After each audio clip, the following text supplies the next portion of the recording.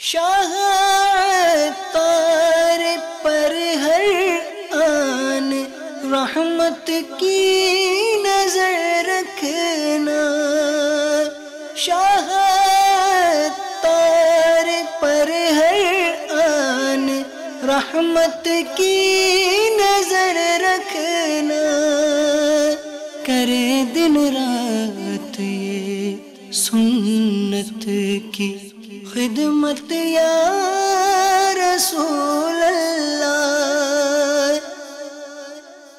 الحمدللہ رب العالمین والصلاة والسلام علی سید المرسلین، اما بعد فاعوذ باللہ من الشیطان الرجیم، بسم اللہ الرحمن الرحیم، الصلاة والسلام علیک یا رسول اللہ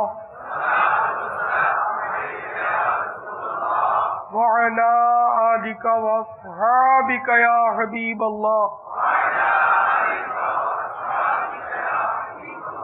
الصلاة والسلام علیک یا نبی اللہ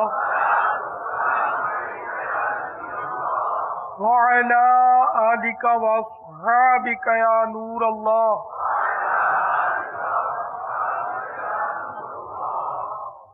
فرمان مصطفیٰ صلی اللہ تعالی علیہ وآلہ وسلم، جس نے مجھ پر 10 مرتبہ صبح اور 10 مرتبہ شام درود پاک پڑھا، اسے قیامت کے دن میری شفاعت ملے گی۔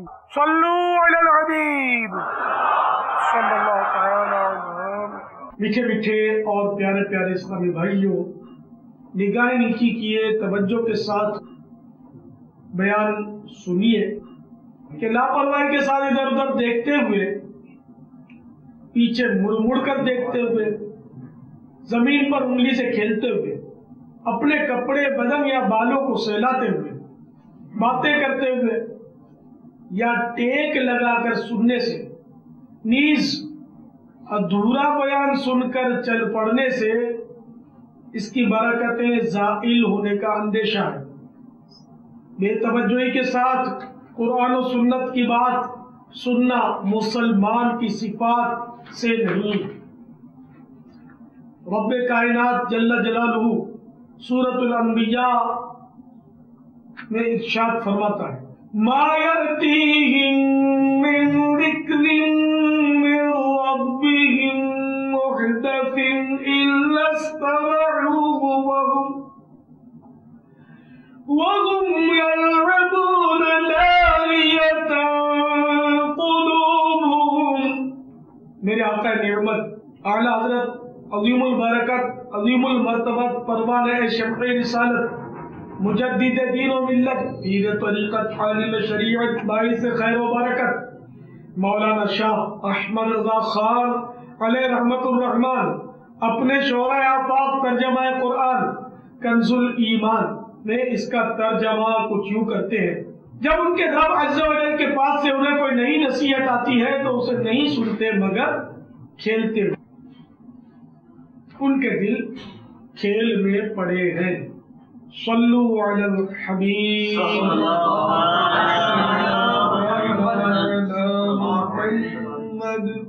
میٹھے میٹھے اور پیارے پیارے اسلامی بھائیوں،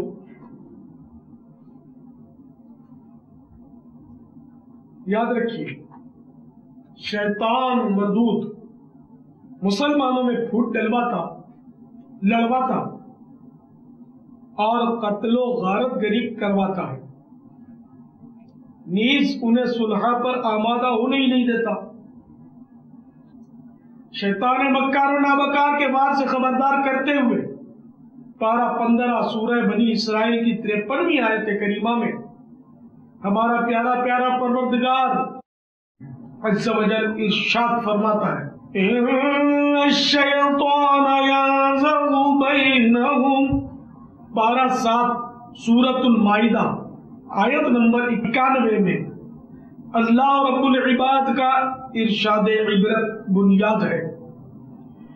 انما يريد الشيطان ان يوقع بينكم العداوة والبغضاء ترجمہ کنز الایمان۔ شیطان یہی چاہتا ہے کہ تم میں بیر اور دشمنی ڈلوا دے۔ مسلمانوں کو مل جل کر شیطان کے پھوٹ ڈلوانے والے اس تباہ کار وار کو بیکار بنا دینا چاہیے۔ یقیناً آپس کے فسادات میں دنیا و آخرت کے بے شمار نقصانات ہیں۔ بات بات پر جذبات میں آ جانے والا غصیلا شخص اکثر فسادات کا باعث بن جاتا ہے۔ غصے والوں کو خبردار ہو جانا چاہیے کہ نفس کے سبب آنے والے غصے میں بے قابو ہو کر اللہ عز و جل کی نافرمانی کا ارتکاب کر کے کہیں جہنم کے گڑھے میں نہ جا پڑے۔ غصے کی سزا ملاحظہ کیجیے اور اپنے آپ کو عذاب دوزخ سے بچانے کی تجویز کیجیے۔ کون سا غصہ؟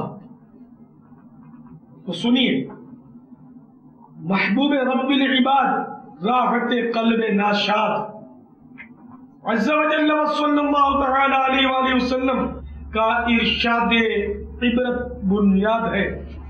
جہنم میں ایک دروازہ ہے، اس سے وہی داخل ہوں گے جن کا غصہ کسی گناہ کے بعد ہی ٹھنڈا ہوتا ہے۔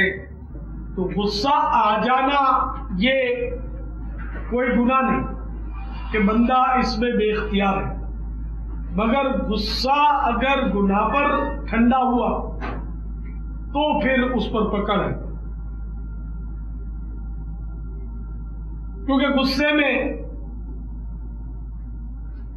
زبان چلتی ہے اور الفاظ بے ترتیب ادا ہوتے ہیں، گالیاں نکل جاتی ہیں، دل آزار باتیں صادر ہوتی ہیں، بعض اوقات مارا ماری شروع ہو جاتی ہے، پھر مزید اس میں عیب اچھالے جاتے ہیں، غیبتیں کی جاتی ہیں، چغلیاں کی جاتی ہیں، بد القابی کا سلسلہ ہوتا ہے، برے ناموں سے پکارنا، شماتت کی جڑیں استوار ہوتی ہیں، یعنی اپنے مد مقابل کے نقصان میں راضی ہونا، جیسے کہ جس سے نفرت ہوتی ہے اس کا اگر نقصان ہو گیا، کوئی چیز اس کی چوری ہو گئی یا اس کی دکان میں آگ لگ گئی یا وہ بیمار ہو گیا یا اس کے گھر میں کوئی بیمار ہو گیا، تو شماتت کا مریض جو ہے وہ خوش ہوتا ہے کہ اچھا ہوا اس کے ساتھ ایسا ہو گیا، تو اس کی بھی شریعت میں اجازت نہیں۔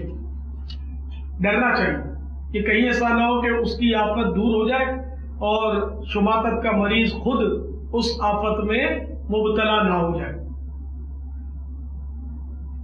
اس کی تفصیلی معلومات کے لیے مکتبۃ المدینہ کی طرف سے جاری کردہ رسالہ غصے کا علاج ملاحظہ فرما لیجیے۔ سننا نقصان ہی ہوتا ہے بالآخر ان کو، نفس کے واسطے غصہ جو کیا کرتے ہیں۔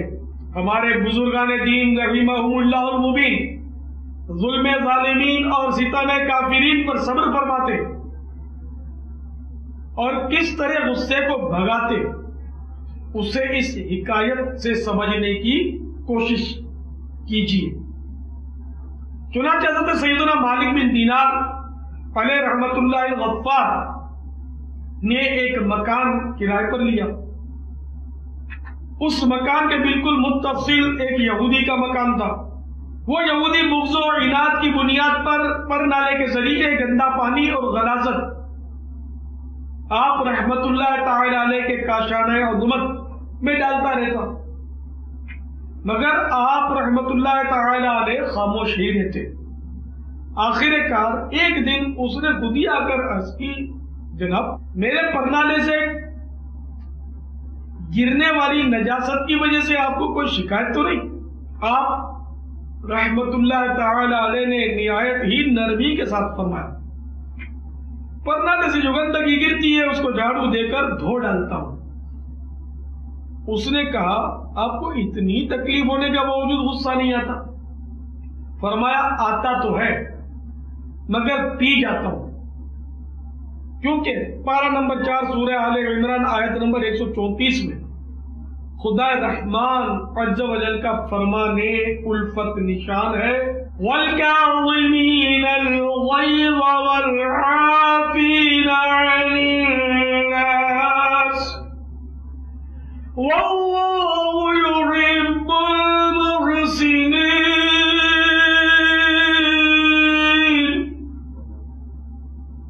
میرے آقا نعمت امام اہل سنت عظیم البرکت عظیم المرتبت پروانہ شفع رسالت مجدد دین و ملت مولانا شاہ احمد رضا خان علیہ رحمت الرحمن اپنے شعرۂ آفاق ترجمہ قرآن کنز الایمان میں اس کا ترجمہ کچھ یوں کرتے ہیں: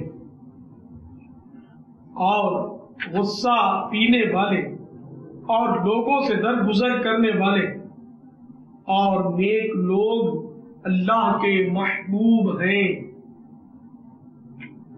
جواب سن کر وہ یہودی مسلمان ہو گیا۔ نگاہ ولی میں وہ تاثیر دیکھی، بدلتی ہزاروں کی تقدیر دیکھی۔ سبحان اللہ، صلو علی الحبیب محمد۔ میٹھے میٹھے اور پیارے پیارے سائیں بھائیوں، دیکھا آپ نے نرمی سے متاثر ہو کر وہ یہودی مسلمان ہو گئے۔ غصے کی تباہ کاریوں میں سے یہ بھی ہے کہ اس سے بغض و کینہ پیدا ہو جاتا ہے، جس سے بعض اوقات قتل و غارت گری تک نوبت پہنچ جاتی ہے۔ حضرت سیدنا ابن عباس رضی اللہ تعالی عنہ کہتے ہیں نبی کے پاک صاحب الاولاد سیاح افلاک صلی اللہ تعالی علیہ وآلہ وسلم کا ارشاد حقیقت بنیاد ہے: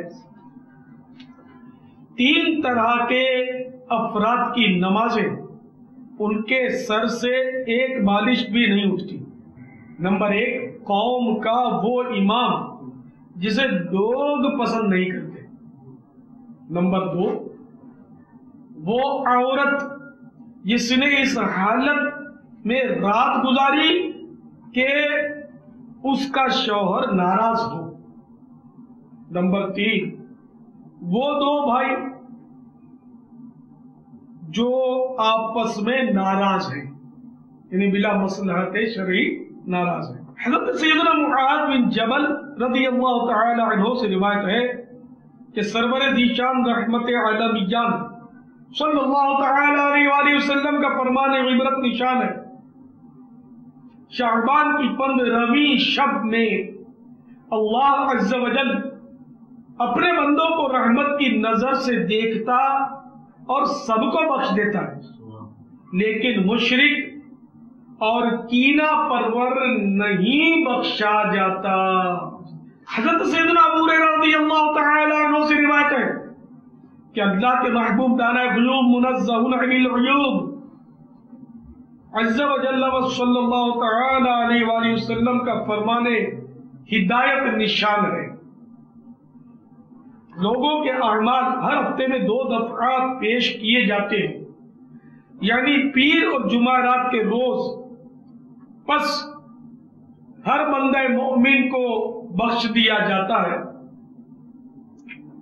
ماں سوائے اس آدمی کے جس کا اپنے بھائی کے ساتھ کینہ ہو۔ پس کہا جاتا ہے ان دونوں کو چھوڑ دو یہاں تک کہ مل جائیں۔ میٹھے میٹھے سائیں بھائیوں، یاد رکھیے بلا مصلحت شرعی محض ذاتی بغض و کینے کی وجہ سے مسلمانوں کا ایک دوسرے سے تعلقات ختم کر دینا گناہ و حرام اور جہنم میں لے جانے والا کام ہے۔ چنانچہ حضرت سیدنا ابو ہریرہ رضی اللہ تعالی عنہ سے روایت ہے کہ اللہ کے پیارے نبی مکی مدنی عز و جل صلی اللہ تعالی علیہ وآلہ وسلم کا فرمان عبرت نشان ہے: کسی مسلمان کے لیے جائز نہیں کہ اپنے بھائی کو 3 دن سے زیادہ چھوڑے۔ جس نے 3 دن سے زیادہ چھوڑا اور مر گیا تو جہنم میں داخل ہوا۔ اے میٹھے میٹھے اور پیارے پیارے سبھی بھائیوں، جھٹ پٹ صلح کی طرف پیش رفت کیجئے۔ اور آپس میں مل جائیے. بلا اجازت شرعی رکھی جانے والی آپس کی ناراضگی کے باعث عموماً فریقین کے مابین بدگمانیوں، غیبتوں، چغلیوں اور تہمتوں جیسے کبیرہ گناہوں کا طویل سلسلہ رہتا ہے، جس کے باعث دونوں ہی فریق عذاب نار کے حقدار قرار پاتے ہیں. آپس کی ناراضگیوں کے باعث ایک دوسرے کے عیب اچھالنے کا گناہ بھی بہت کیا جاتا ہے. لہذا سخت احتیاط کی حاجت ہے. اگر کسی مسلمان کا عیب معلوم ہو جائے تو اسے چھپا دینا ضروری ہے. مسلمان کے عیب چھپانے میں بڑا ثواب ملتا ہے، جیسا کہ حضرت سیدنا عقبہ بن عامر رضی اللہ تعالی عنہ سے روایت ہے.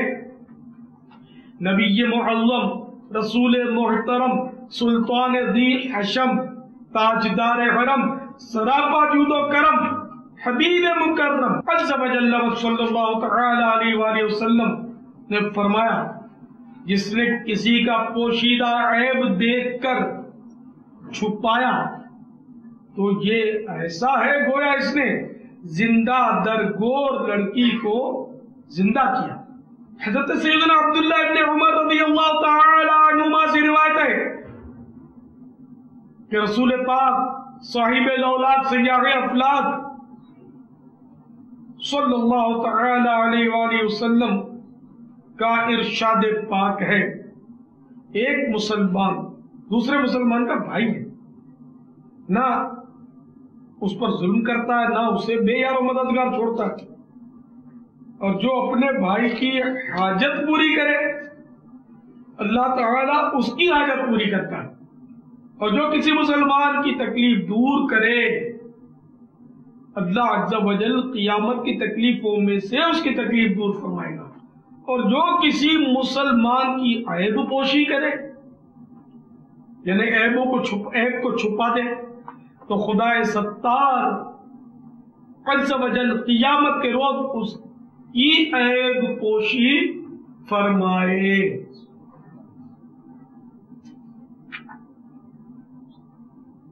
حضرت سیدنا ابو سعید خدری رضی اللہ تعالی عنہ سے مروی ہے، جو شخص اپنے بھائی کی کوئی برائی دیکھ کر اس کی پردہ پوشی کر دے تو وہ جنت میں داخل کر دیا جائے گا.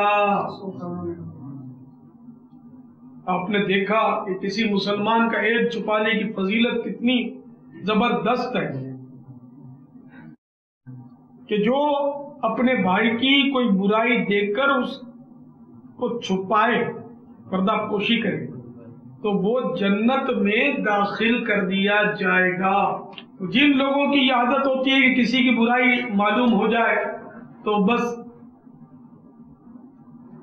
وہ سمجھتے ہیں کہ بہت بڑا خزانہ ہاتھ آ گیا اور اب اس کی پولے کھولتے پھرتے ہیں، معاذ اللہ، یہ بہت برے بندے ہیں. اور ایسا کرنے والوں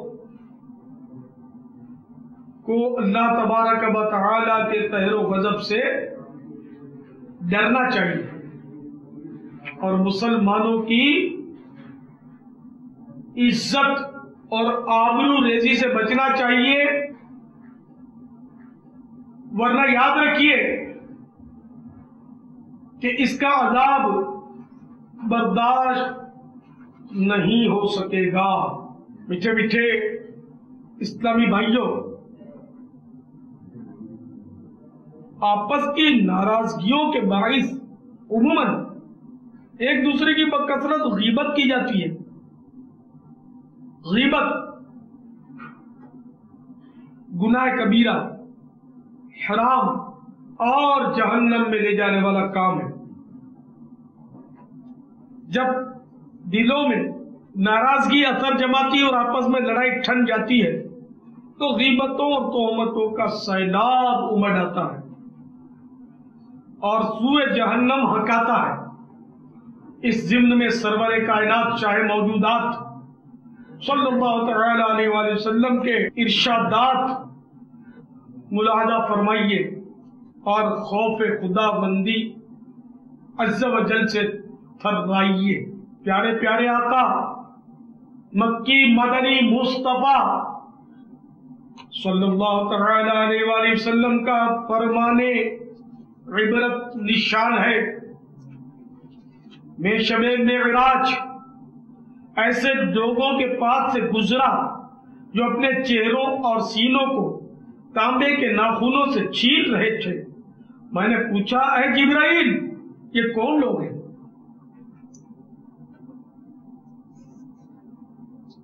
کہا یہ لوگوں کا گوشت کھاتے، یعنی ان کی غیبت کرتے اور ان کی عزت خراب کرتے تھے۔ تو آپ نے دیکھا کہ مسلمان کی غیبت کرنا کتنا بڑا گناہ اور عذاب کا باعث ہے۔ جب بھی کسی کی غیبت کو جی چاہے، غیبت یاد رکھیے اس کو کہتے ہیں کہ اس برائی کا بیان کرنا جو اس کے مسلمان بھائی میں ہے، اس کو پیچھے سے بیان کرنا، یہ غیبت ہے۔ اور اگر وہ برائی اس میں نہیں ہے، اس کے باوجود بیان کیا تو یہ تہمت ہے۔ تو جب بھی کسی کی برائی جو کہ واقع اس میں ہے تب بھی اس کو بیان کرنے کا جی چاہے تو فوراً اپنی کمزوری اور ناتوانی پر توجہ فرمائیے کہ اگر اس کی مجھے سزا ملی توبہ کیے بغیر مرنے کے سبب، اور تانبے کے ناخنوں سے اپنے چہرے اور سینے کو نوچنے کی صورت بنی تو میں کیا کروں گا؟ آج اگر بھولے سے بڑھا ہوا ناخن میری ہاتھ وغیرہ کی کھال میں معمولی سی خراش ڈال دیتا ہے تو برداشت نہیں ہوتی۔ تو تانبے کے ناخن اگر میرے بنا دیے گئے اور مجھے سینہ اور چہرہ چھیلنے پر مجبور کیا گیا تو میں کیا کروں؟ کیسے برداشت؟ خدا کی قسم اللہ تبارک و تعالی کا عذاب ایک لمحے کے کروڑویں حصے کے لیے بھی کوئی برداشت نہیں کر سکتا، ہرگز نہیں کر سکتا۔ تو اب تک جتنوں کی غیبت کی ہو اس سے توبہ کرنی چاہیے۔ اگر جس کی غیبت کی اس کو پتہ چل گیا ہے تو اس سے بھی معافی مانگی جائے، اور اگر پتہ نہیں چلا تو اس سے معافی مانگنے کی ضرورت نہیں ہے، توبہ کی جائے اور اپنے لیے اور اس کے لیے مغفرت کی دعا کی جائے۔ کبھی کبھی اس طرح بھی دعا کر لیا کرے کہ یا اللہ آج تک میں نے جتنے بھی مسلمانوں کی غیبت کی ہو اس سے توبہ کرتا ہوں، یا اللہ میری اور آج تک جتنے مسلمانوں کی میں نے غیبت کی ہے ان کی مغفرت فرما۔ چلیے میں جس طرح عرض کرتا ہوں آپ اس کو دہرا لیجیے۔ یا اللہ میں نے آج تک جتنی بھی غیبتیں کی ہیں ان سے توبہ کرتا ہوں۔ یا اللہ میری اور جن جن مسلمانوں کی میں نے غیبت کی ہے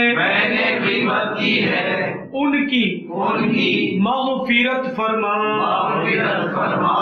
صلو علی النبی۔ مزید تفصیلات کے لیے مکتبۃ المدینہ کا مطبوعہ غیبت کی تباہ کاریاں ضرور ملاحظہ فرما لیجئے۔ اس کو پڑھیں گے تو آپ حیرت زدہ رہ جائیں گے، اور انشاءاللہ عز و جل غیبت سے بچنے کا بہت ذہن بنے گا۔ اب تہمت کا عذاب بھی ملاحظہ فرما لیجئے۔ آج کل بات بات پر تہمت رکھ دی جاتی ہے۔ حدیث پاک میں ہے جو شخص کسی مسلمان پر بہتان لگائے، یعنی ایسی چیز کہے جو اس میں نہیں، تو اللہ عز و جل اسے ردغۃ الخبال میں رکھے گا یہاں تک کہ وہ اپنی کہی ہوئی بات سے نکل جائے. ردغۃ الخبال، یہ ردغۃ الخبال کا جو حدیث پاک میں تذکرہ ہوا، تو ردغۃ الخبال جہنم میں ایک مقام ہے جہاں دوزخیوں کا خون اور پیپ جمع ہوگا. اس حدیث پاک کا یہ حصہ یہاں تک کہ وہ اپنی کہی ہوئی بات سے نکل جائے، اس کی شرح کرتے ہوئے حضرت سیدنا شیخ محقق علی الاطلاق حضرت سیدنا شیخ عبدالحق محدث دہلوی علیہ رحمۃ اللہ الطبی فرماتے ہیں، یعنی یہاں کہ وہ اپنی کہی ہوئی بات سے نکل جائے سے مراد یہ ہے کہ اس گناہ سے توبہ کر لیں، یعنی توبہ کے ذریعے نکل گیا، یا جس عذاب کا وہ مستحق ہو چکا ہے اسے بھگتنے کے بعد پاک ہو جائے. توبہ کے ذریعے نکلنا تو بہت آسان ہے، ورنہ عذاب کے ذریعے نکلا بارہ نکلا لیکن عذاب برداشت نہیں ہوگا، خدا کی قسم. تو اس لیے دنیا ہی میں توبہ کر لی جائے، اور جس پر تہمت رکھی، جس کے سامنے تہمت رکھی ان کے سامنے صفائی کرنا بھی ضروری ہے. آپ نے چپکے سے توبہ کر لی لیکن دوسرے کو تو اس کے متعلق ڈیگریڈ کر دیا، وہ تو اس کے سامنے رسوا ہو گیا. آپ نے جن کے سامنے تہمت رکھی ان کے سامنے صفائی کرنی پڑے گی کہ میں نے مثلا اگر غلط فہمی کی وجہ سے کہا تھا تو یہ کہہ دیجئے کہ میں نے غلط فہمی کی وجہ سے کیا تھا اور وہ بات غلط ہے، یا میں نے ویسے ہی تہمت رکھ دی اور میں اس سے توبہ کر چکا ہوں اور وہ ایسا نہیں ہے. یہ صفائی ضروری ہے، تھوڑی سی شرم تو آئے گی لیکن خدا کی قسم آخرت کا عذاب جو ہے نا وہ برداشت نہیں ہوگا. شرم تو برداشت ہو جائے گی بلکہ وہ اگلے پر آپ کا امپریشن کیا، آپ یہ شیطانی وسوسہ کہ میرا وقار خراب ہوگا. وقار خراب نہیں ہوتا، توبہ سے وقار بلند ہوتا ہے. یہ شیطانی وسوسہ کہ وقار خراب ہوتا ہے. تو اس لیے توبہ اور اس کے تقاضے پورا کرنا ضروری ہے.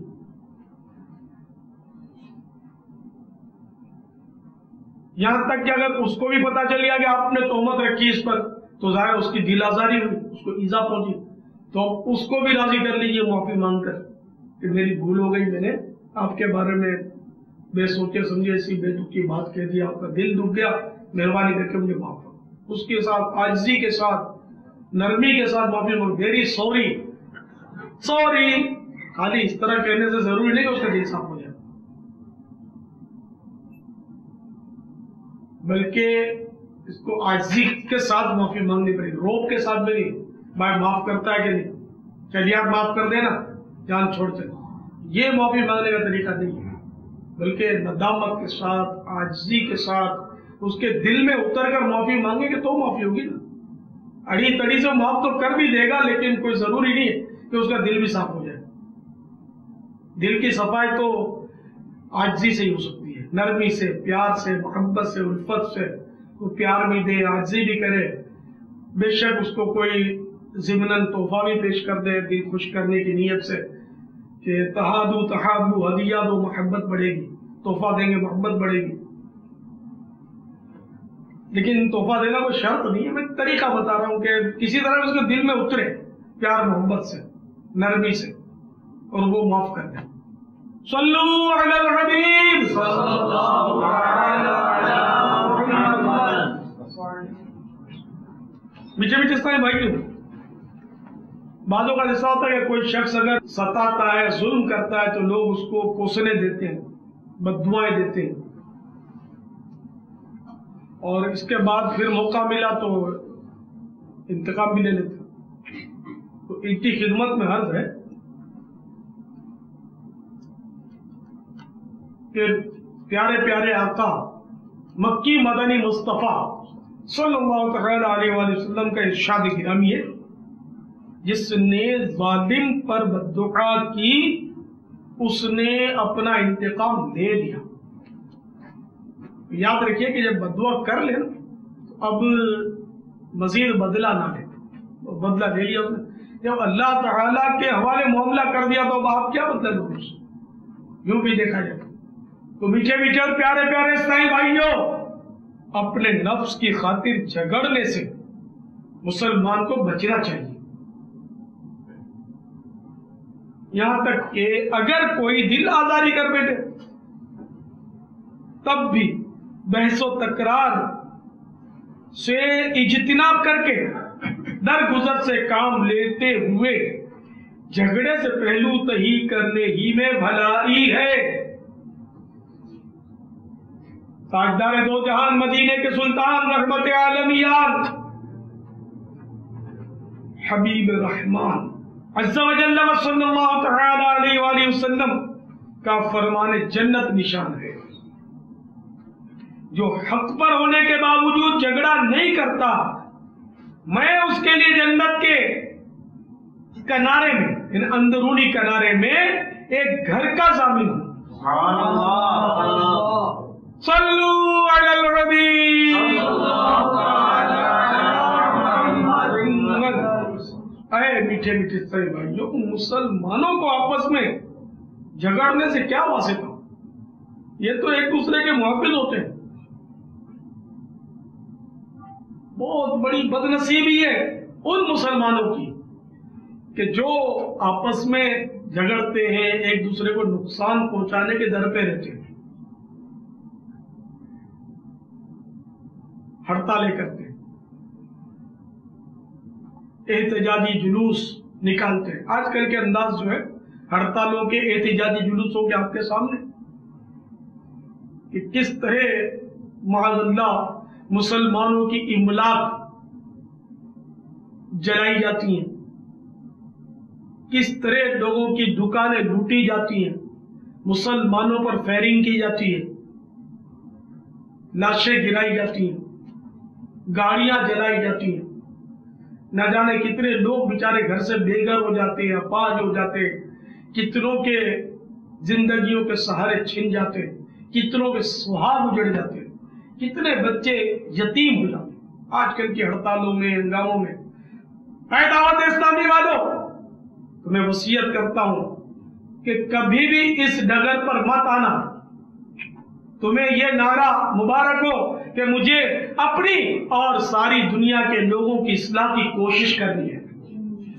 تو یہ اصلاح ہڑتال کے ذریعے نہیں ہوگی، یہ اصلاح مار دھاڑ کے ذریعے نہیں ہوگی، یہ اصلاح پتھراؤ کے ذریعے نہیں ہوگی، یہ اصلاح جلاؤ گھیراؤ کے ذریعے نہیں ہوگی، یہ اصلاح لوگوں کی دکانیں اور اموال چھیننے، لوٹنے اور ان پر گولیاں برسانے سے نہیں ہوگی. اصلاح کیسے ہوگی؟ محبت اور مٹھاس بھری باتوں سے ہوگی، قرآنی آیتوں کے سنانے سے ہوگی، میٹھے محبوب صلی اللہ تعالی علیہ وآلہ وسلم کی احادیث مبارکہ بتانے سے ہوگی، بزرگان دین رحمہم اللہ المبین کے واقعات سنانے سے ہوگی. تو یہ ذہن میں رکھیں کہ دین کا کام تخریب سے نہیں ہوتا. ہم تخریبی لوگ نہیں، الحمدللہ ہم تعمیری لوگ ہیں. ہمیں تو مسلمانوں کی تعمیر کرنی ہے، مسلمانوں کی اپنے اور مسلمانوں کی کردار کی اصلاح کرنی ہے. ہمیں مسجدوں کو بھرنا ہے، مسجدوں کو آباد کرنا ہے، عیش کوشیوں کے اڈوں کو ویران کرنا ہے، لوگوں کو گناہ بھرے ماحول سے نکال کر مدنی ماحول سے وابستہ کرنا ہے. فیشن پرستی کی نحوست سے پیچھا چھڑا کر مدنی آقا صلی اللہ تعالی علیہ وآلہ وسلم کی سنتوں کے سانچے میں ڈھالنا.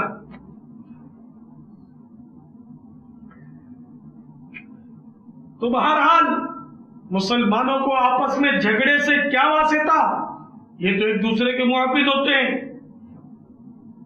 چنانچہ اللہ کے محبوب دانا غیوب منزہ عن العیوب عز و جل و صلی اللہ تعالی علیہ وآلہ وسلم کا فرمانے ہدایت نشان ہے. مسلمان یعنی کامل مسلمان وہ ہے جس کی زبان اور ہاتھ سے مسلمان کو تکلیف نہ پہنچے، اور مہاجر یعنی کامل مہاجر وہ ہے جو اس چیز کو چھوڑ دے جس سے اللہ تعالی نے منع فرمایا ہے۔ صحیح بخاری شریف کی اس حدیث پاک کے تحت حکیم الامت حضرت علامہ مولانا مفتی احمد یار خان علیہ رحمت المنان مرآت جلد اول صفحہ 29 پر فرماتے ہیں، یعنی کامل مسلمان وہ ہے جو لغتاً شرعاً ہر طرح مسلمان ہو۔ وہ مومن کامل ہے جو کسی مسلمان کی غیبت نہ کرے، گالی طعنہ چغلی وغیرہ نہ کرے، کسی کو نہ مارے پیٹے، نہ اس کے خلاف کچھ تحریر کرے۔ مزید فرماتے ہیں یعنی کامل مہاجر وہ مسلمان ہے جو ترک وطن کے ساتھ ساتھ ترک گناہ بھی کرے، یا گناہ چھوڑنا بھی لغتاً ہجرت ہے جو ہمیشہ جاری رہے گی۔ سرکار مدینہ منورہ سردار مکہ مکرمہ صلی اللہ تعالی علیہ وآلہ وسلم نے ارشاد فرمایا، مسلمان کے لیے جائز نہیں کہ دوسرے مسلمان کی طرف آنکھ سے اس طرح اشارہ کرے جس سے اسے تکلیف پہنچے، یعنی ہاتھ سے ہی تکلیف پہنچائے یہ ضروری نہیں، اسلحہ سے تکلیف پہنچائے یہ ضروری نہیں، اسی کو تکلیف کہتے ہو، بلکہ آنکھ کے اشارے سے بھی تکلیف پہنچ سکتی ہے۔ گھور کے دیکھتے ہیں بعض اوقات آدمی کا دل کتنا تھوڑا ہو جاتا ہے، شرمندہ ہو جاتا ہے، بعض اوقات کا دل ٹوٹ جاتا ہے گھور کر دیکھنے سے۔ بہرحال یہ کہ یہ بھی جائز نہیں کہ کسی مسلمان کی طرف اس طرح اشارہ کرے کہ جس سے اس کو تکلیف پہنچے۔ ایک مقام پر ارشاد فرمایا کسی مسلمان کو جائز نہیں کہ وہ کسی مسلمان کو خوف زدہ کرے، خواہ بلا وجہ کسی کو ڈرانا یہ بھی جائز نہیں، خوف زدہ کرنا۔ میٹھے میٹھے اور پیارے پیارے اسلامی بھائیوں، یقیناً حقوق العباد کا معاملہ بڑا نازک ہے، مگر آج کل بے باکی کا دورہ ہے۔ عوام تو خدا خواص کہلانے والے بھی عموماً اس طرف سے غافل رہتے ہیں۔ غصے کے بے جا اظہار کا مرض عام ہے، غصے کی وجہ سے اکثر خواص بھی لوگوں کی دل آزاری کر بیٹھتے ہیں اور اس طرف ان کی بالکل توجہ نہیں ہوتی۔ یقیناً کسی مسلمان کی بلا وجہ شرعی دل آزاری کبیرہ گناہ حرام اور جہنم میں لے جانے والا کام ہے۔ میرے آقا اعلی حضرت امام اہل سنت عظیم البرکت عظیم المرتبت پروانہ شمع رسالت مجدد دین و ملت مولانا شاہ احمد رضا خان علیہ رحمت الرحمن فتاوی رضویہ شریف جلد 12 صفحہ 342 پر طبرانی شریف کے حوالے سے نقل کرتے ہیں، سلطان دو جہان رحمت عالمیان شاہ انس و جان صلی اللہ تعالی علیہ وآلہ وسلم کا فرمانے عبرت نشان ہے، من آذا مسلما فقد آذانی ومن آذانی فقد آذى اللہ، یعنی جس نے کسی مسلمان کو ایذا دی اس نے مجھے ایذا دی، اور جس نے مجھے ایذا دی اس نے اللہ عز و جل کو ایذا دی۔ تو پیارے پیارے صاحب بھائیوں، یاد رکھیے اللہ اور رسول عز و جل صلی اللہ تعالی علیہ وآلہ وسلم کو ایذا دینا کفار کی مذموم صفت ہے، جیسا کہ اللہ تواب عز و جل پارہ 22 سورۃ الاحزاب آیت نمبر 57 میں ارشاد فرماتا ہے، ان الذين يؤذون الله ورسوله لعنهم الله في الدنيا والآخرة وأعد لهم عذابا مهينا۔ ترجمہ کنز الایمان، بے شک جو ایذا دیتے ہیں اللہ عز و جل اور اس کے رسول صلی اللہ تعالی علیہ وآلہ وسلم کو، ان پر اللہ عز و جل کی لعنت ہے دنیا اور آخرت میں، اور اللہ عز و جل نے ان کے لیے ذلت کا عذاب تیار کر رکھا ہے۔ اے میرے میٹھے میٹھے اسلامی بھائیوں، افسوس، 100 کروڑ افسوس ان لوگوں پر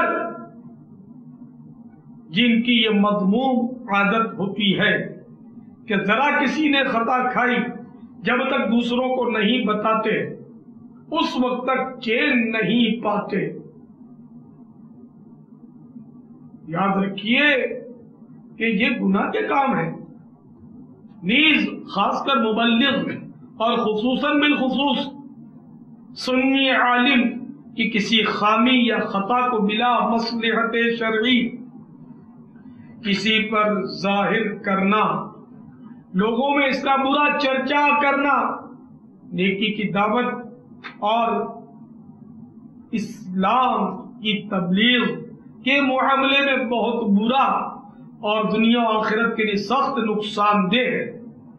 میرے آقا اعلی حضرت مولانا شاہ احمد رضا خان علیہ رحمت الرحمن فرماتے ہیں، اور اہل سنت یعنی علماء اہل سنت سے بتقدیر الہی عز و جل جو ایسی لغزش فاحش واقع ہو اس کا اخفاء یعنی چھپانا واجب ہے، کہ معاذ اللہ عز و جل لوگ ان یعنی ان علماء کرام سے بد اعتقاد یعنی بدظن ہوں گے تو جو نفع ان کی تقریر اور تحریر سے اسلام و سنت کو پہنچتا تھا اس میں خلل واقع ہوگا، اس کی اشاعت فاحشہ یعنی برا چرچا کرنا ہے، اور اشاعت فاحشہ یعنی برا چرچا بنص قرآن عظیم حرام۔ قال اللہ تعالی یعنی اللہ تعالی پارہ 18 سورۃ النور آیت نمبر 19 میں ارشاد فرماتا ہے، ان الذين يحبون ان تشيع الفاحشة في الذين آمنوا لهم عذاب أليم في الدنيا والآخرة۔ ترجمہ کنز الایمان، وہ لوگ جو چاہتے ہیں کہ مسلمانوں میں برا چرچا پھیلے ان کے لیے دردناک عذاب ہے دنیا اور آخرت میں۔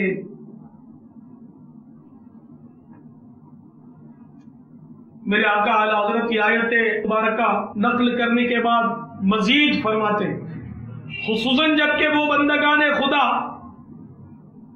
حق کی طرف بے کسی عذر و تأمل کے رجوع فرما چکے، کسی فتوے کے ضمن میں فرمایا کہ جنہوں نے انہیں رجوع کر لیا، اپنی بھول تسلیم کر کے توبہ کر لی، بالخصوص ایسوں کے بارے میں رسول اللہ عز و جل وصلی اللہ تعالی علیہ وآلہ وسلم فرماتے ہیں، جس نے اپنے بھائی کو کسی گناہ کی وجہ سے عار دلایا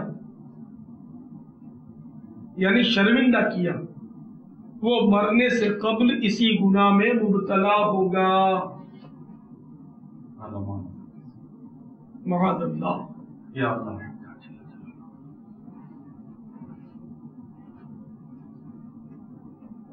میرے پیارے پیارے میٹھے میٹھے سائیں بھائیوں، بہت سمجھنے کی بات ہے، بہت غور کرنے کی بات ہے، زبان کو سنبھالنے کی ضرورت ہے۔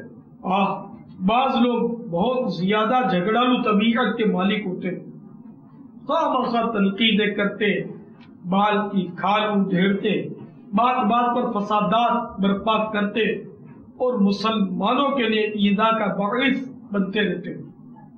ایسے لوگوں کو ڈر جانا چاہیے کہ پارہ 30 سورۃ البروج کی 10ویں آیت مبارکہ میں رب العباد جل جلالہ کا ارشاد عبرت بنیاد ہے، ان الذين فتنوا المؤمنين والمؤمنات ثم لم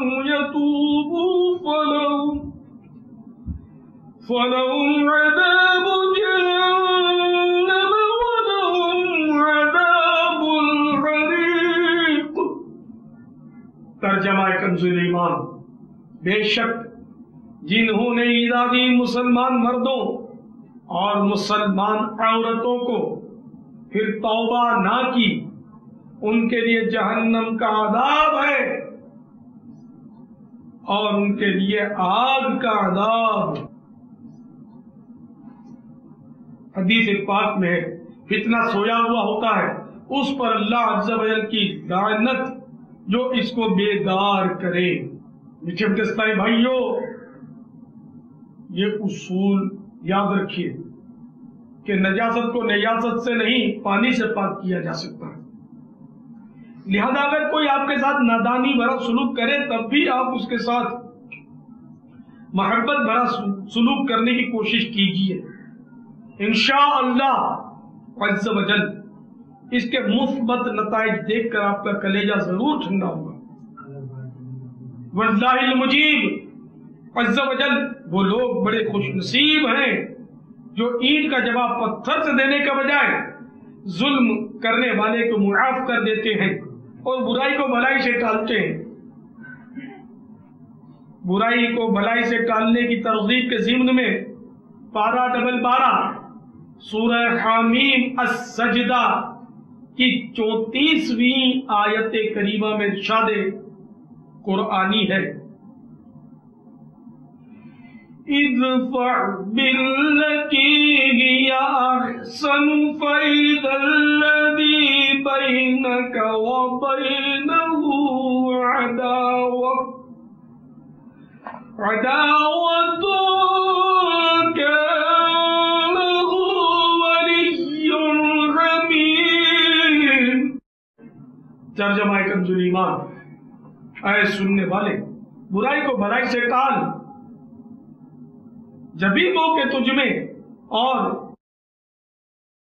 اس میں دشمنی تھی، ایسا ہو جائے گا جیسا کہ گہرا دوست۔ سیدنا صدر الافاضل حضرت علامہ مولانا سید محمد نعیم الدین مراد آبادی علیہ رحمت اللہ الہادی خزائن العرفان شریف میں برائی کو بھلائی سے ٹالنے کا طریقہ بتاتے ہوئے ارشاد فرماتے ہیں، مثلا غصے کو صبر سے، جہل یعنی جہالت کو حلم سے، بدسلوکی کو عفو و درگزر سے، کہ اگر کوئی تیرے ساتھ برائی کرے تو معاف کر۔ یعنی اس خصلت کا نتیجہ یہ ہوگا کہ دشمن دوستوں کی طرح محبت کرنے لگیں گے۔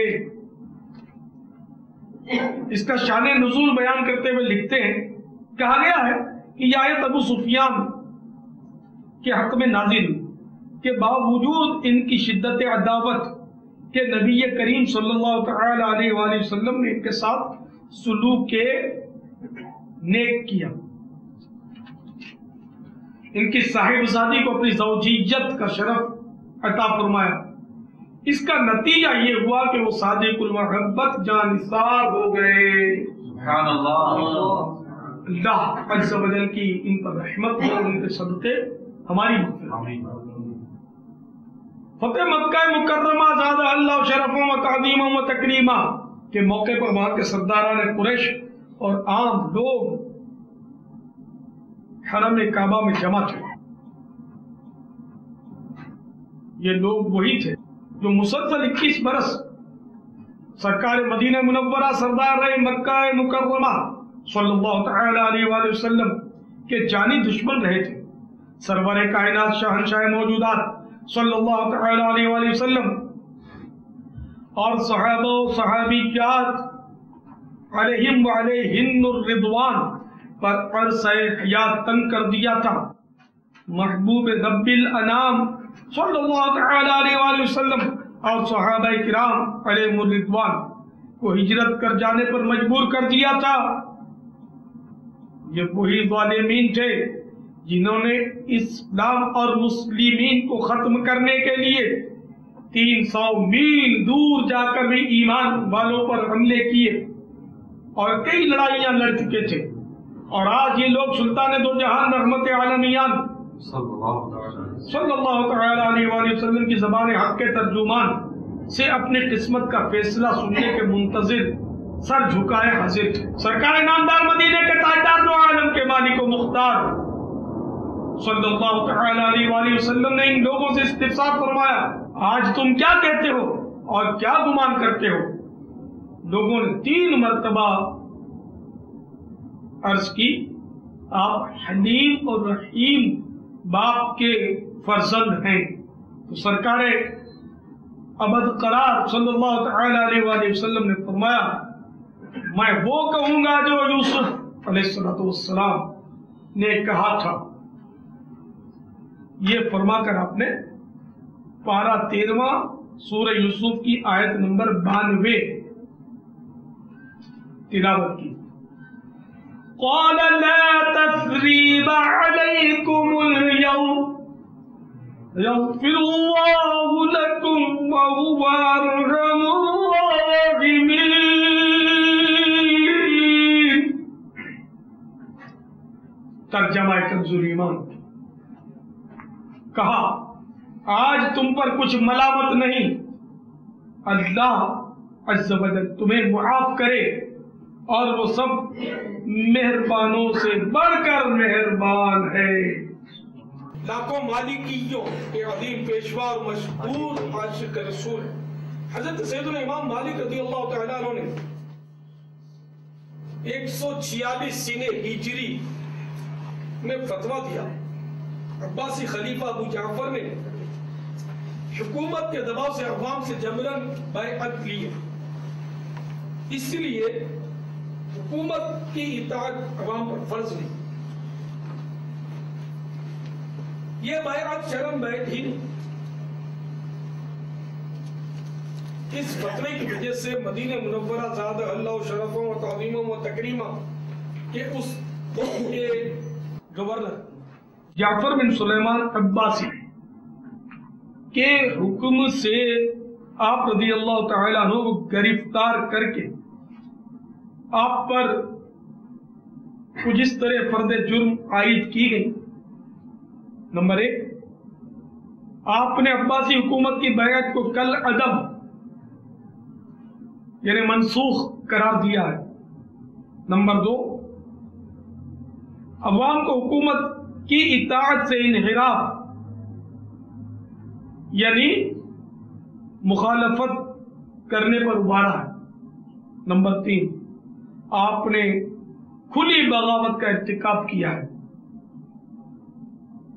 چنانچہ اس جرم کی پاداش میں آپ رحمت اللہ تعالی علیہ کو 100 کوڑے لگائے گئے اور کندھوں سے ہاتھ اتروا دیے گئے، جس کی وجہ سے آخر عمر تک آپ رحمت اللہ تعالی علیہ پوری طرح ہاتھ نہ اٹھا سکے، حتیٰ کہ اپنے بدن مبارک پر اپنے ہاتھوں سے چادر بھی درست نہ فرما سکتے تھے۔ راوی کا بیان ہے، جس وقت کوڑے لگائے جا رہے تھے میں وہیں موجود تھا۔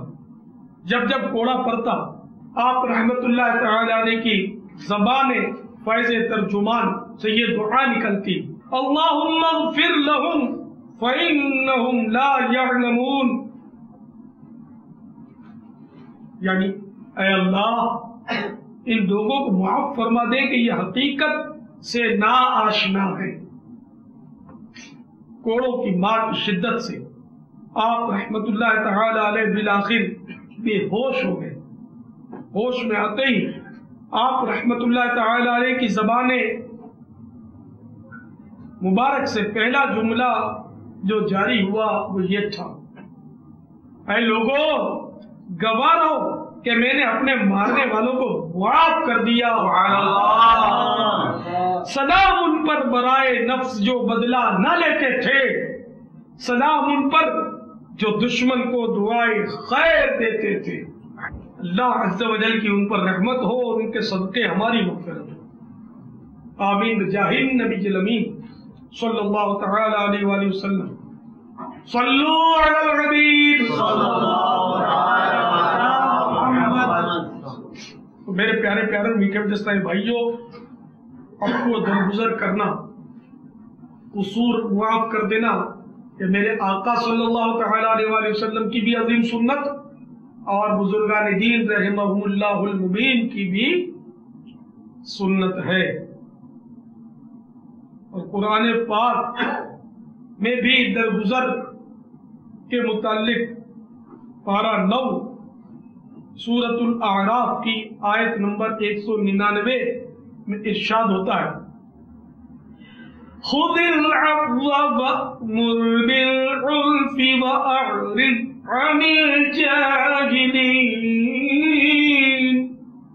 ترجمہ کنزول ایمان. اے محبوب، معاف کرنا اختیار کرو اور بھلائی کا حکم دو اور جاہلوں سے منہ پھیر لو. میٹھے میٹھے پیارے پیارے اسلامی بھائیوں، معاف کرنے کی ایک عظیم فضیلت دل کے کانوں سے سنیے، بلکہ اس کو گرے سے باندھ لیجئے، ہو سکتا ہے لکھ کر اپنے بیٹھک کے سامنے لگا لیجئے اور اس کو وقتاً فوقتاً دیکھتے رہیے تو انشاءاللہ معاف کرنے کا جذبہ ملے گا. اور اس کی فضیلت اتنی پیاری ہے کہ مدینہ مدینہ. چنانچہ حضرت سیدنا ابو ہریرہ رضی اللہ تعالی عنہ سے مروی ہے، رسول اللہ عز و جل صلی اللہ تعالی علیہ وآلہ وسلم نے فرمایا 3 باتیں جس شخص میں ہوں گی اللہ تعالیٰ قیامت کے دن اس کا حساب بہت آسان طریقے سے لے گا اور اس کو اپنی رحمت سے جنت میں داخل فرمائے گا.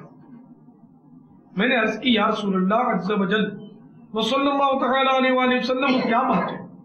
فرمایا نمبر 1 جو تم سے قطع تعلق کرے، یعنی تم سے توڑے، تم اس سے ملاپ کرو. نمبر 2 جو تمہیں محروم کرے تم اسے عطا کرو. اور نمبر 3 جو تم پر ظلم کرے تم اس کو معاف کر دو. آج کل کیا ہوتا ہے کہ جیسے کہ کسی نے ہم کو دعوت نہیں دی تو ہم بھی اس کو دعوت نہیں دیں گے. وہ اگر ہماری مزاج پرسی نہیں کرتا ہم بھی اس کی مزاج پرسی نہیں کرتے. وہ ہماری عیادت نہیں کرتا ہم بھی اس کی عیادت نہیں کرتے. وہ ہمارے یہاں میت میں نہیں آتا ہم بھی اس کی میت میں نہیں جاتے. وہ ہمارے سامنے مسکراتا نہیں ہم بھی منہ پھلا لیتے. نہیں، جو تمہیں محروم کرے تم اسے عطا کرو. جو تمہیں محروم کرے، اب یہ کہ اس کا تو مفہوم بہت وسیع ہے. تو بہرحال یہ کہ ہمیں جو نہیں دیتا ہم اس کو بڑھ کر دیں. بے شک اس نے ہمیں اپنے بیٹے کی شادی میں دعوت نہیں دی. ہمارے یہاں بیٹے کی شادی ہوئی ہم اس کو عاجزی کے ساتھ دعوت پیش کریں، اس کے گھر بھر کو دعوت دیں. تو انشاءاللہ اس کا فائدہ یہ بھی ہوگا کہ اگر اس کے دل میں کوئی سی بات تھی تو دھل جائے گی، اور ہو سکتا ہے وہ بھول بھی گیا دعوت دینے میں، یہ بھی ہو سکتا ہے. اس کا مطلب یہ نہیں کہ دعوت نہیں دی، رشتہ دار ہے تو وہ بغض و کینے کی وجہ سے نہیں دی. تو بہرحال یہ کہ مدنی ذہن ہوگا تو انشاءاللہ اس کا رستہ ملتا چلا جائے گا. پیارے پیارے میٹھے میٹھے اسلامی بھائیوں، یقیناً آپس کی محبتوں میں ہی عافیت ہے، ناچاکیوں اور لڑائیوں میں آفت ہی آفت ہے. لہذا جتنا ہو سکے آپس میں صلح و صفائی سے رہنا چاہیے. حضرت سیدنا انس رضی اللہ تعالیٰ عنہ فرماتے ہیں ایک روز سرکار دو عالم نور مجسم شاہد بنی آدم رسول محتشم صلی اللہ تعالیٰ علیہ وآلہ وسلم تشریف فرما تھے. آپ صلی اللہ تعالیٰ علیہ وآلہ وسلم نے تبسم فرمایا. حضرت سیدنا عمر فاروق اعظم رضی اللہ تعالیٰ عنہ نے عرض کی یا رسول اللہ عز و جل صلی اللہ تعالیٰ علیہ وآلہ وسلم آپ پر میرے ماں باپ قربان، آپ نے کس لیے تبسم فرمایا، کیوں مسکرائے؟ ارشاد فرمایا میرے 2 امتی اللہ عز و جل کی بارگاہ میں 2 زانو گر پڑیں گے. ایک عرض کرے گا یا اللہ اس سے میرا انصاف دلا کہ اس نے مجھ پر ظلم کیا تھا. اللہ عز و جل مدعی یعنی دعویٰ کرنے والے تو فرمائے گا اب یہ بیچارہ کیا کرے گا، اس کے پاس تو کوئی نیکی باقی نہیں. مظلوم یعنی مدعی جس نے دعویٰ کیا وہ عرض کرے گا میرے گناہ اس کے ذمہ ڈال دے. اتنا ارشاد فرما کر نبیوں کے سرور مدینے کے تاجور محبوب رب اکبر عز و جل صلی اللہ تعالی علیہ وآلہ وسلم رو پڑے.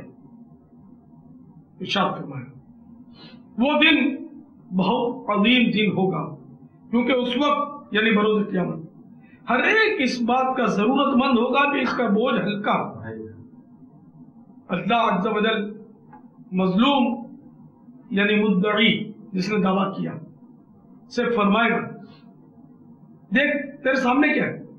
غور کرے گا اے پروردگار میں اپنے سامنے سونے کے بڑے شہر اور بڑے بڑے محلات دیکھ رہا ہوں جو موتیوں سے آراستہ ہیں. یہ شہر اور عمدہ محلات یعنی عظیم الشان عمارات بلڈنگ ہیں.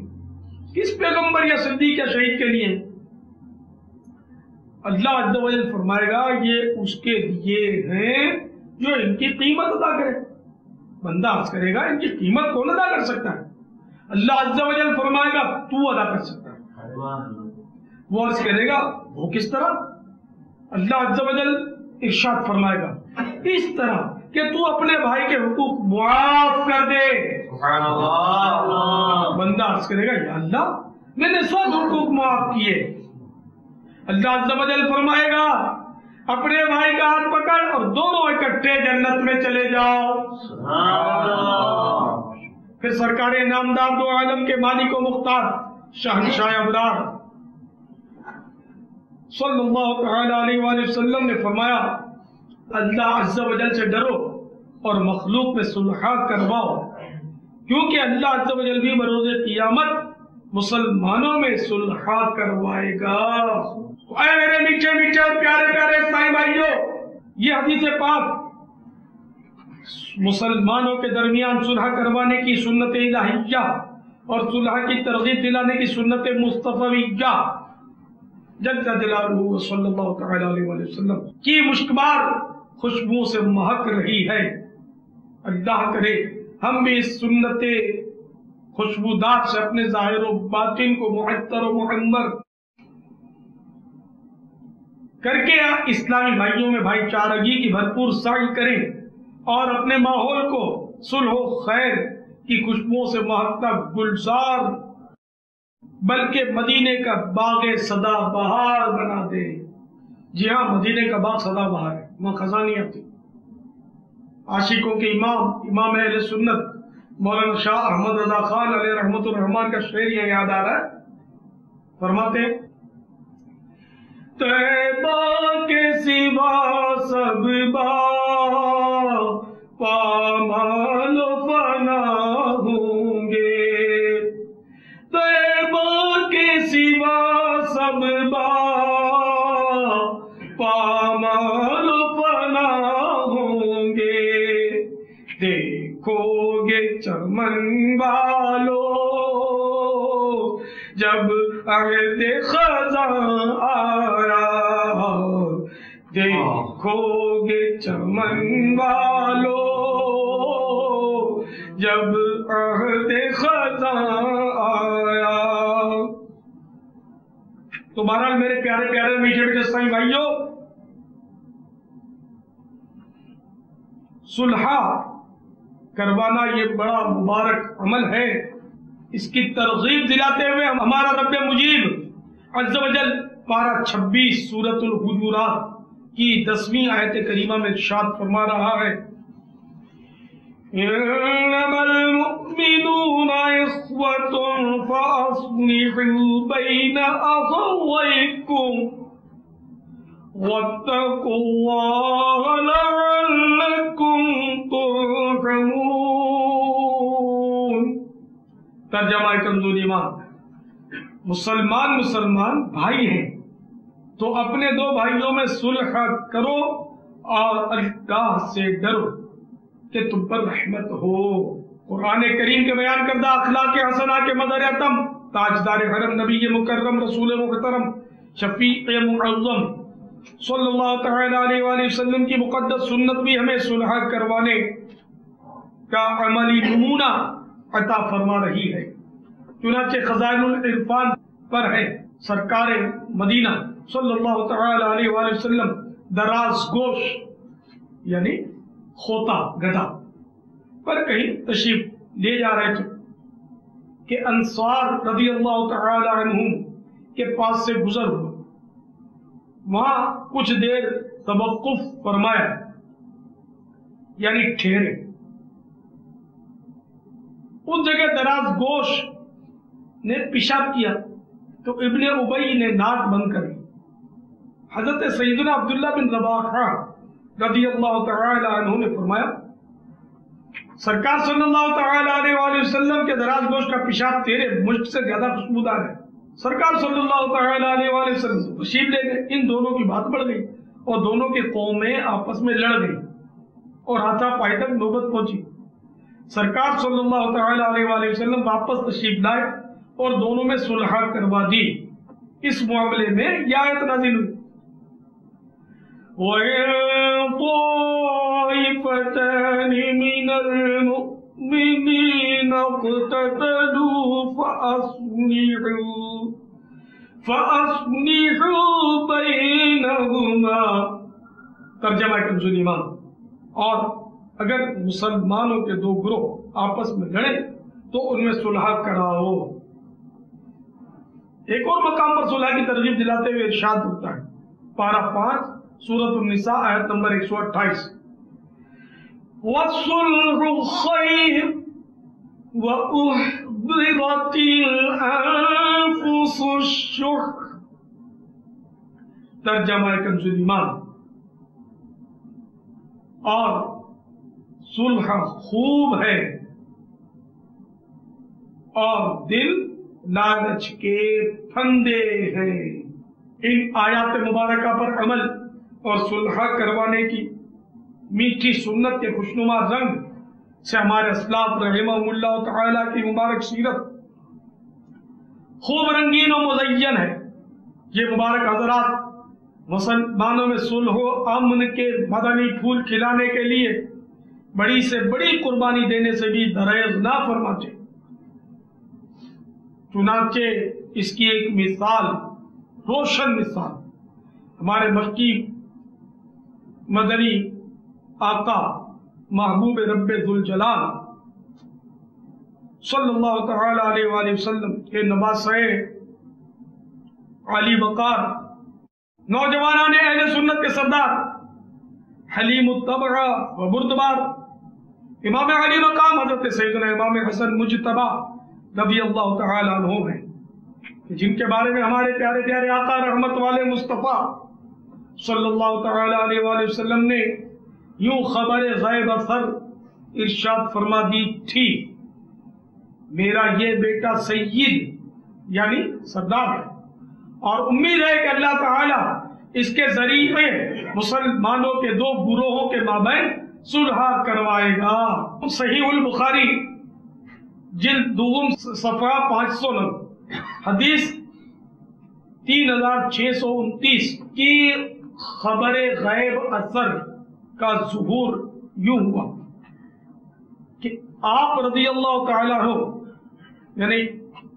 یعنی امام حسن مجتبی رضی اللہ تعالی عنہ اپنے والد ماجد امیر المومنین مولا کائنات علی المرتضی شیر خدا کرم اللہ تعالی وجہہ الکریم کی شہادت کے بعد 6 ماہ اور چند دن منصب خلافت پر فائز رہے اور پھر مسلمانوں کے دو گروہوں میں صلح کروانے کے لیے خلافت جیسے عظیم منصب سے دستبرداری اختیار فرمائی. کاش اقتدار کی ہوس میں بدمست ہو کر ایک دوسروں پر حملے کرنے والے خون خرابیاں کرنے والے اس سے عبرت حاصل کریں کہ ملی ہوئی خلافت امام حسن مجتبی رضی اللہ تعالیٰ نے مسلمانوں کی صلح کی خاطر ترک فرما دی اور یہاں ایک کونسلر کی سیٹ کے لیے بندہ لاشیں گرانے کے لیے تیار ہو جاتا ہے. افسوس ایسے بد نصیبوں پر 100 کروڑ افسوس. اے کاش اس ذلیل دنیا کی حقیر ترین اور جیتے جی بھی عارضی کرسی کے بجائے دونوں جہاں کی عظمت والی کرسی یعنی غلامی مصطفیٰ کی کرسی نصیب ہو جائے ہمیں نصیب ہو جائے. اے کاش دنیا کی کرسی اے اللہ ہمارے دشمنوں کو ملا دینا آمین یا اللہ ہمیں غلامی مصطفیٰ کی کرسی نصیب کر دے آمین.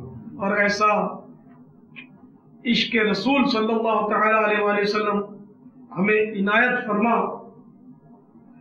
کہ پھر جب غلامی مصطفیٰ کی کرسی نصیب ہو جائے تو ہمیں دنیا کا تاج و تخت ایک نظر نہ بھائے، کہ واقعی جن کو آقا کی غلامی کی کرسی مل جاتی ہے اس کی تو شان یہ ہوتی ہے کہ تخت سکندری پر وہ تھوکتے نہیں ہیں، بستر لگا ہوا ہے جن کا تیری گلی میں۔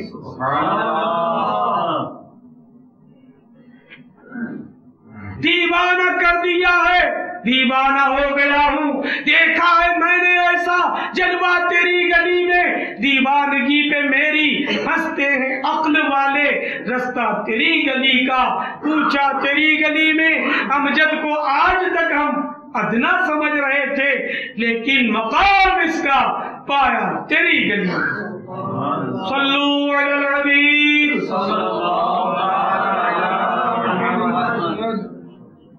تو اے میرے پیارے پیارے میٹھے عیسائی بھائیوں، میں کر رہا تھا کہ صلح سنت الہیہ بھی ہے، سنت مصطفیہ بھی ہے، اور ہمیں مسلمانوں میں فاصلے بڑھانے کے بجائے صلح کروانے کا کام کرنا چاہیے، نہ کہ ایک دوسرے کی چغلی پھونک کر ذوالوجہین یعنی دو رخے بن کر خود کو جہنم کا حقدار بنائے اور مسلمانوں کو لڑوائے۔ معاذ اللہ، آج کل یہ کام بہت ہو رہا ہے، معاذ اللہ۔